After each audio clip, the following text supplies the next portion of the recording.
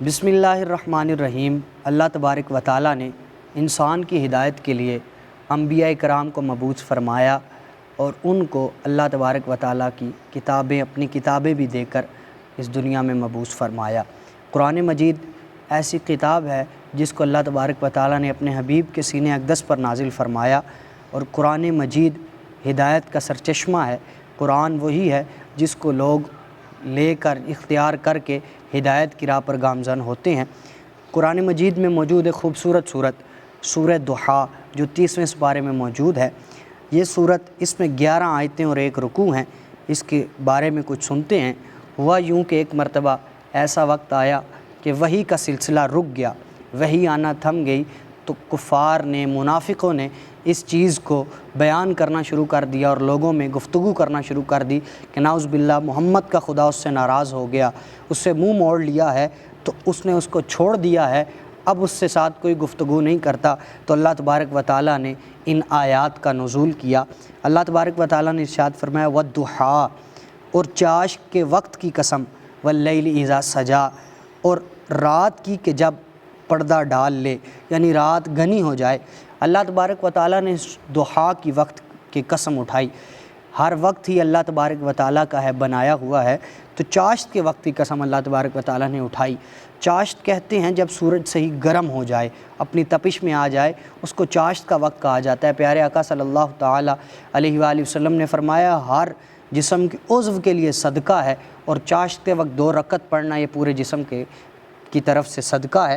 تو چاشت کے وقت کی قسم ارشاد فرمائی، اور پھر رات کی کہ جب گھنی ہو جائے، گویا رب تعالیٰ فرما رہا ہے، مفسرین کرام نے لکھا ہے کہ میں وہ رب ہوں کہ جو دنوں کو بھی لاتا ہوں، جو سورج کو چڑھاتا ہوں، دن کو لانے والا رب ہوں، اور میں وہی رب ہوں جو سورج کو غروب کر کے رات لاتا ہوں، اور وہ ایسی رات کی جو گھنی سیاہ رات ہوتی ہے، میں وہ رب ہوں۔ 2 قسمیں ارشاد کرنے کے بعد پھر اب جواب دیا، اب میرے ساتھ کسی کا مکالمہ ہو، جواب میں دوں گا، میرا بھائی دے گا، میرا والد دے گا، لیکن قربان جائیے رسول اللہ کی ذات پر جب اعتراض ہوا تو رب تعالیٰ جواب دیتا ہے کیا کہ ما ودعک ربک وما قلی۔ یہ جو بدبخت تمہیں کہتے ہیں نا رب نے تمہیں چھوڑ دیا، انہیں بتا دو کہ تمہیں تمہارے رب نے نہ چھوڑا ہے اور نہ برا جانا ہے، نہ مکروہ جانا ہے۔ فرمایا ما ودعک، تمہارے رب نے تمہیں نہیں چھوڑا، ربک تمہارے رب نے، وما قلی، اور نہ ہی تمہیں برا سمجھا ہے، تمہیں اپنے سے دور نہیں کیا۔ پھر فرمایا اب انعام دیا کہ رب تو شانیں دینے والا ہے کہ وللآخرۃ خیر لک من الاولی، ارے رب تو آپ کو یہ شان دے رہا ہے کہ آپ کا ہر آنے والا لمحہ پچھلے لمحے سے بہتر ہے۔ بعض مفسرین نے کہا اس سے مراد آپ کی عاقبت، آپ کا قیامت کا حال، آپ کی آخرت آپ کی دنیا سے بہتر ہے۔ بعض نے اس کا اور معنی کیا، بعض نے کہا کہ آپ کی بعد کی زندگی پہلے سے بہتر ہے، لیکن ایک اصح قول کے مطابق یہ بھی معنی ہے اس کا کہ آپ کا ہر آنے والا لمحہ پچھلے لمحے سے بہتر ہے۔ جو حال میرے آقا صلی اللہ علیہ وسلم کا آنے والے وقت میں ہوگا وہ اب سے جدا ہوگا۔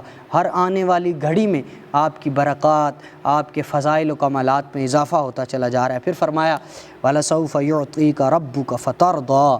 یہاں پر بات نہیں ختم ہوئی، رب کے ناراض ہونے کی بات وہ بدبخت کرتے تھے، رب نے کہا نہ رب چھوڑ رہا ہے، اللہ ہر آنے والے لمحے کو پچھلے سے بہتر کر رہا ہے، اور ان قریب وَلَسَوْفَ، جب عربی زبان میں مضارع کے اوپر سوف آ جائے تو یہ قریب کا معنی دیتا ہے، اور ضرور تمہارا رب تمہیں ان قریب اتنا عطا فرمائے گا، فترضیٰ، تم اس سے راضی ہو جاؤ گے، تم اس کی رضا میں ہر دم راضی ہو، لیکن رضا کی انتہا یہ ہوگی کہ رب تعالیٰ تمہیں ایسے کمال دے گا۔ تو مفسرین نے اس کے بارے میں لکھا ہے کہ قیامت کا حال ایک بیان ہو رہا ہے کہ قیامت والے دن اللہ تبارک و تعالیٰ آپ کو اتنا عطا فرمائے گا کہ آپ راضی ہو جائیں گے، اور پیارے آقا کی رضا یہ ہے کہ جب تک آپ کی امت کہے کہ امتی جنت میں نہ چلا جائے میرے آقا راضی نہیں ہوں گے۔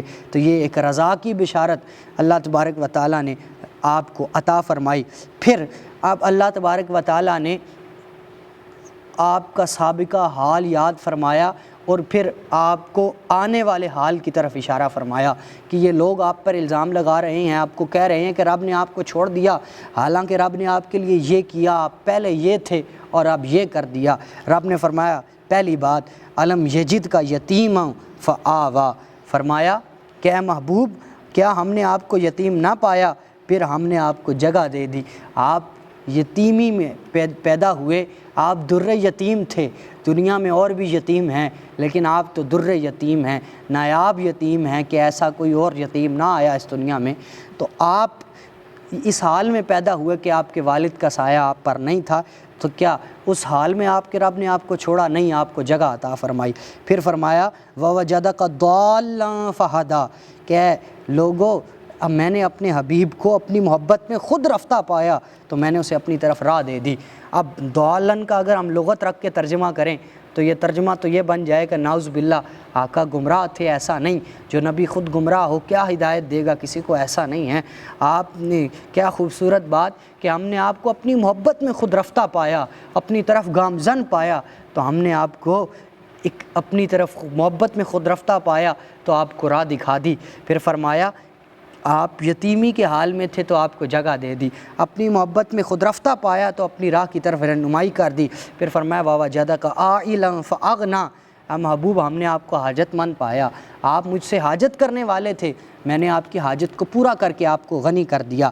اب اللہ تبارک و تعالیٰ نے تین چیزیں یاد فرمائی، آپ یتیم تھے جگہ دے دی، آپ میری محبت میں خود رفتہ تھے آپ کو راہ دے دی، آپ کو ہم نے حاجت مند پایا تو ہم نے آپ کو غنی کر دیا۔ اب آپ نے ان تین کے بدلے کیا کرنا ہے؟ فَأَمَّا الْيَتِيمَ فَلَا تَقْهَرْ، آپ نے کسی یتیم کے اوپر دباؤ نہیں ڈالنا، کیونکہ آپ جب یتیم تھے ہم نے آپ کو جگہ دے دی، اب آپ کی یہ ہے تو یہ آپ کی تربیت ہو آگے کہ آپ نے کسی یتیم کے اوپر دباؤ نہیں ڈالنا، اس کی داد رسی کرنی ہے۔ پھر فرمایا وَأَمَّا السَّائِلَ فَلَا تَنْهَرْ، اے محبوب آپ کے دروازے پر کوئی منگتا آ جائے اس کو جھڑکنا نہیں ہے، کیونکہ جب آپ ہماری محبت میں خود رفتہ تھے ہم نے آپ کو راہ دکھائی، آپ نے بھی اس کو جھڑکنا نہیں ہے، تو یہ دوسری بات کا جواب دیا۔ اور پھر فرمایا جو تیسری بات وَأَمَّا بِنِعْمَةِ رَبِّكَ فَحَدِّثْ، اور اپنے رب کی نعمتوں کا خوب چرچا کریے، کیوں کہ جب وَوَجَدَكَ عَائِلًا فَأَغْنَىٰ، کہ ہم جب آپ حاجت مند تھے تو ہم نے آپ کو غنی کر دیا۔